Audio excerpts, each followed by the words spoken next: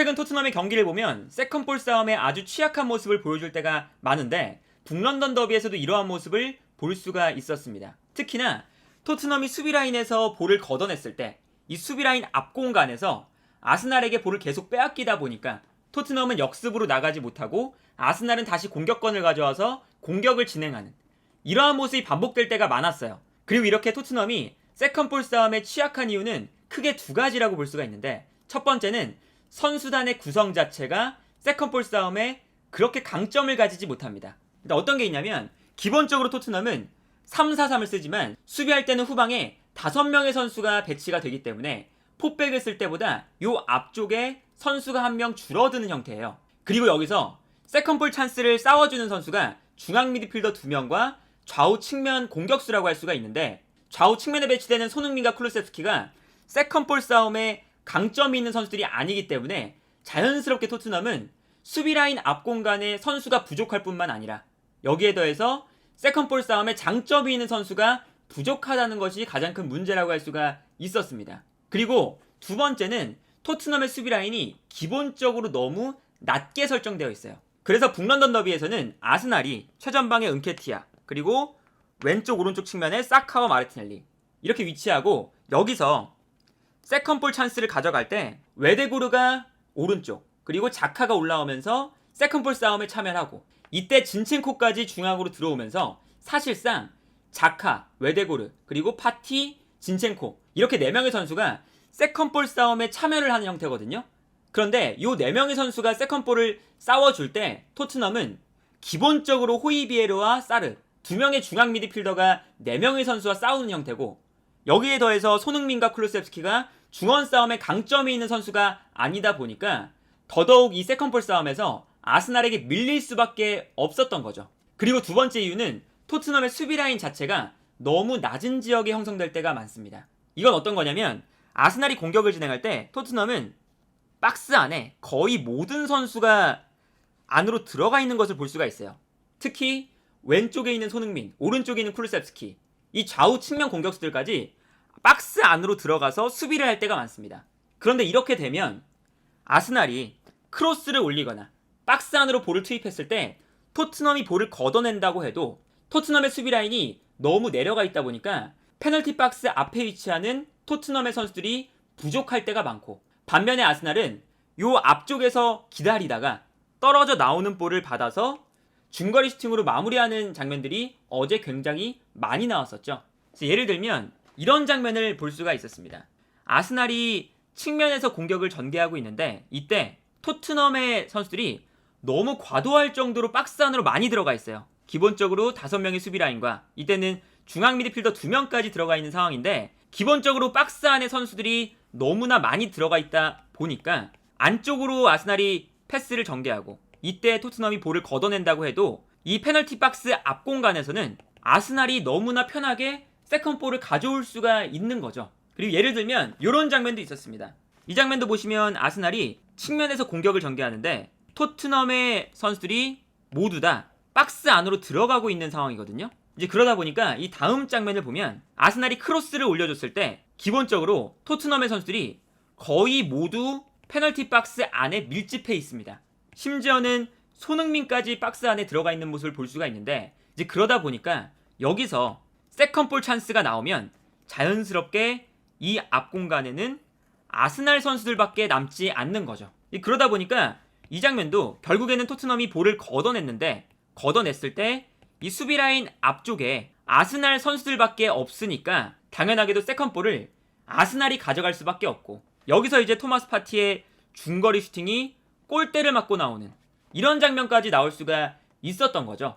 이제 그러다 보니까 토트넘은 계속해서 악순환이 반복이 될 수밖에 없었던 거예요. 계속해서 아스날이 공격할 때 토트넘이 볼을 걷어내면 세컨볼은 다시 아스날, 다시 공격하고 크로스, 걷어내면 다시 아스날, 이게 반복이 됐었거든요. 그러다 보니까 어제 어떤 데이터가 있었냐면 전반전 46분까지 토트넘이 박스 안에서의 볼터치가 단 한 번이었고요.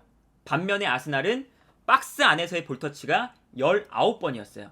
이 어마어마한 차이가 왜 나오냐면 아스날이 계속해서 공격권을 가지고 공격을 하고, 특히나 토트넘이 박스 안으로 들어가 있으니까 박스 안쪽으로 패스를 보내줄 수 있는 기회가 너무나 많거든요. 그러니까 자연스럽게 아스날은 박스 안에서의 볼터치, 이 위험 지역에서의 볼터치가 많이 발생하고, 반면에 토트넘은 볼을 걷어냈을 때 아스날에게 볼을 계속 헌납하니까 공격으로 못 나가면서 아스날의 박스 안에서 이루어지는 볼터치가 거의 없다시피 했었죠. 그래서 어제 북런던 더비에서 토트넘이 아스날에게 압도적으로 밀리는 모습을 보여줬던 이유는 이 세컨볼 싸움에서 토트넘이 확연하게 부족한 모습을 보여줬기 때문이 아니었나 라는 생각이 들고요.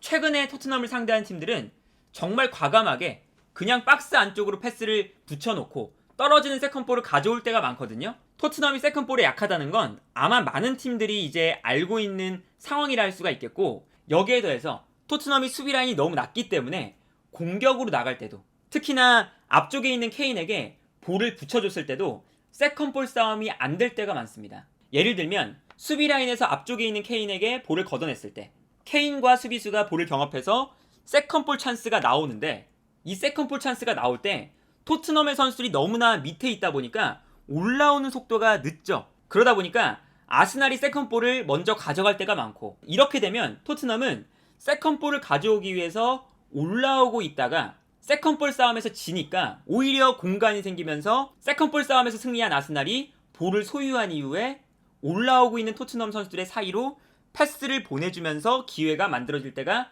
많이 나왔습니다. 그래서 어제 실점도 이러한 장면에서 나왔거든요. 두 번째 실점 장면인데, 이 두 번째 실점 장면을 보면요, 요리스가 볼을 전방으로 걷어내는 장면이에요. 그리고 볼을 걷어냈을 때 케인이 전방에서 아스날의 수비수와 볼을 경합하고 있죠. 그리고 여기서 세컨볼이 떨어지는데, 이 세컨볼이 떨어질 때 토트넘의 선수들은 세컨볼을 가지러 빠르게 달려오지 못하고 아스날의 토마스 파티가 빠르게 달려오면서 세컨볼을 가져오게 됩니다. 그런데 파티가 세컨볼을 가져오는 순간 토트넘이 뒤늦게 올라와서 압박을 하기 시작해요. 근데 이렇게 되면 어떤 장면이 나오냐, 다른 각도에서 보면 이런 장면이거든요. 세컨볼이 떨어졌을 때 토마스 파티가 볼을 잡는데 뒤늦게 토트넘이 압박을 들어가다 보니까 어설프게 압박이 들어가면서 순간적으로 토트넘의 뒷공간에 공간이 발생합니다. 그리고 토마스 파티가 토트넘의 압박이 뒤늦게 들어오니까 너무나 여유롭게 볼을 받아서 전방으로 패스를 할 수가 있었어요. 그래서 이 다음 장면을 보면 이런 장면이 나오는 거죠. 토트넘의 미드필더들, 특히나 파페사르와 호이비에르가 압박을 위해서 공격적으로 올라가 있을 때 어설프게 올라가다 보니까 자연스럽게 수비 라인과 미드필더 라인의 사이가 벌어지고, 이때 이 넓은 공간으로 아스날이 패스를 한 번만 보내줄 수 있으면 아스날이 여유롭게 공격을 할 수 있는 상황이 만들어져요. 그리고 여기서 사카가 볼을 받은 이후에 중앙으로 들어가는 웨데고르에게 패스를 건네줬고, 너무나 여유롭게 웨데고르가 사카의 패스를 받은 이후에 아무런 압박을 받지 않는 상태에서 슈팅으로 득점을 만들어내는 것을 볼 수가 있었습니다. 일단 이 문제의 가장 큰 핵심은 수비 라인이 너무나 낮게 설정되어 있다는 거예요. 수비 라인이 낮다 보니까 수비할 때도 볼을 걷어냈을 때 세컨볼을 아스날에게 헌납할 때가 많고, 공격할 때도 케인에게 패스가 들어갔을 때 이 떨어지는 세컨볼을 가지러 올라오는 속도가 늦다 보니까 아스날이 볼을 받아서 오히려 역으로 올라오는 토트넘의 미드필더 라인 사이로 패스를 건네줄 수 있는 기회가 생기고요.